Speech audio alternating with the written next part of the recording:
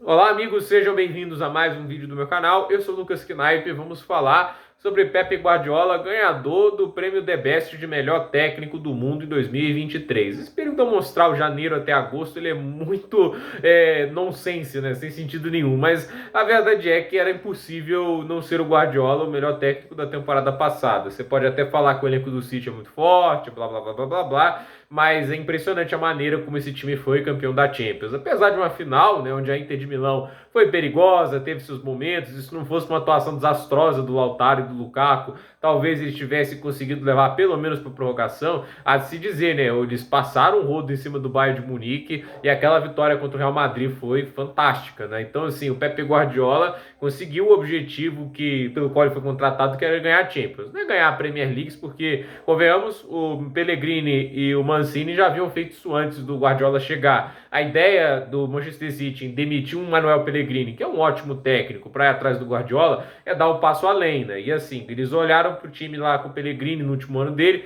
semifinal de Champions. Ó, tá legal. Se for um técnico melhor, talvez a gente ganhe a Champions, né? Demorou muito, às vezes até por erros do próprio Guardiola, inclusive demorou até mesmo para voltar à fase semifinais, final, entende? Demorou bastante pro City chegar nesse estágio, mas eventualmente nessas últimas Champions eles têm chegado com certa regularidade, né? Nas últimas três, né? Não contando com essa, é campeão, semifinal e finalista. Então, assim, o City vem conseguindo mais sucesso e vem sendo regularmente uma das maiores forças do futebol europeu. E isso tem muito mérito, obviamente, do Guardiola. Você pode até questionar algumas contratações, mas ele fez um trabalho brilhante com vários dos jogadores. É um técnico que sabe sim trabalhar muito bem os seus atletas.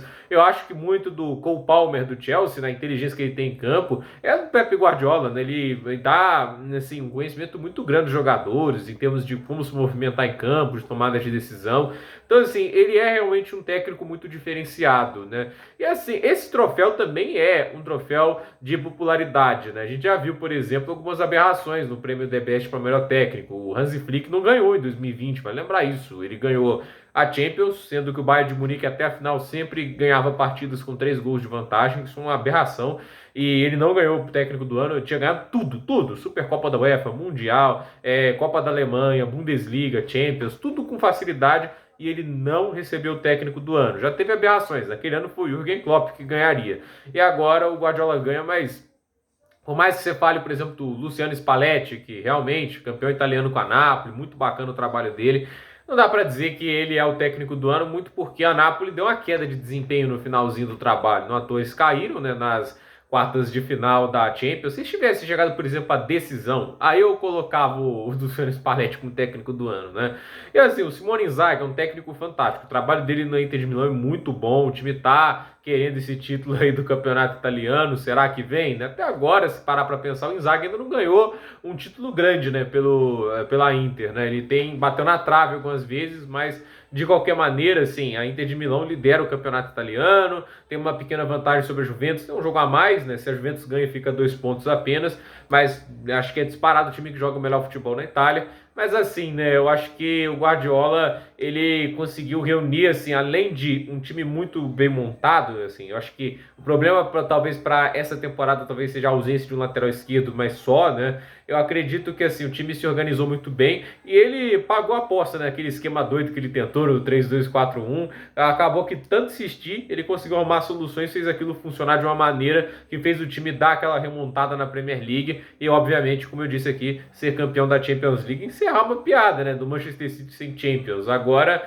quem fica naquela prateleira dos times sem Champions é o PSG, Tottenham, Arsenal. Ainda tem uns times que ainda tentam sair da seca, né? Perder a virgindade europeia, né? Assim podemos dizer. E virgindade europeia com Champions, né? A verdade é que a gente sabe que o time do Manchester City, ele obviamente é muito bom, mas não adianta só ter talento, né? Tem que ter um grande técnico. A gente vê isso até no jogo do Bayern de Munique, né? Porque o time do Bayern, a meu ver, era tão forte quanto o do Manchester City, né? Talvez faltasse o 9, né? O Choupo-Moting, obviamente, não era o melhor 9 possível, mas aquela dominância, aquela discrepância é muito mais do que apenas um ter o 9 seu Haaland e o outro seu Choupo-Moting, né? Taticamente foi um abismo muito grande. Eu sei que o Tuchel estava no começo, mas o próprio Ancelotti na semifinal é o técnico, assim, dos que eu mais gosto na história, é o Ancelotti, mas aquele 4-0 foi incrível, né? Então o Guardiola finalmente conseguiu quebrar essa barreira da Champions. Vamos ver o que ele ainda vai conquistar no City, né? Ainda tem ainda essa temporada, não sabemos quanto tempo ele fica por lá, mas é difícil arrumar um lugar melhor para treinar, né? Porque ele tá com uma equipe que confia plenamente nele, que obedece tudo o que ele pede lá no mercado de transferências,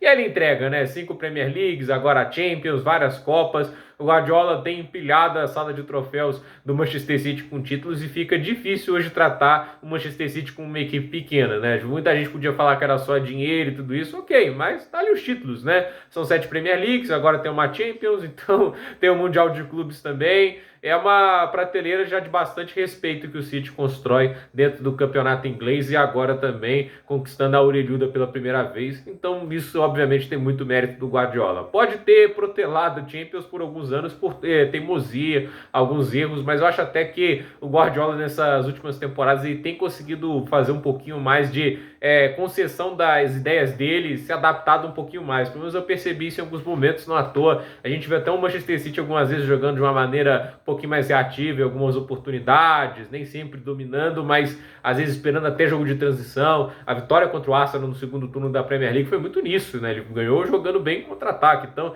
o Guardiola ele também tem mostrado até mais variedade tática, e isso é de se admirar bastante, mostra a grandeza do treinador também. Eu ainda não acho ele o melhor da história, eu já digo isso, ainda acho que é o Sir Alex Ferguson, acho que o Ferguson ainda é o melhor técnico de todos os tempos, mas o debate está aí, né? Eu acho que todo mundo tem direito de pensar da forma que quiser, se é Ferguson, se é Ancelotti, se é o Guardiola, se é quem quiser. Eu sou um dos caras que defende o Jupp Heynckes como um dos técnicos mais injustiçados da história do futebol, e o Bayern de Munique de 2013 ainda é uma das equipes mais incríveis que eu vi na minha vida, mas aí é aquela questão também de gosto, preferência pelo estilo de jogo, e eu não vou entrar nesse debate agora. Cabe isso a vocês aí nos comentários. E por esse vídeo é isso. Dúvida nos comentários, deixe seu like, se inscreva no canal, compartilhe esse vídeo e até o próximo vídeo.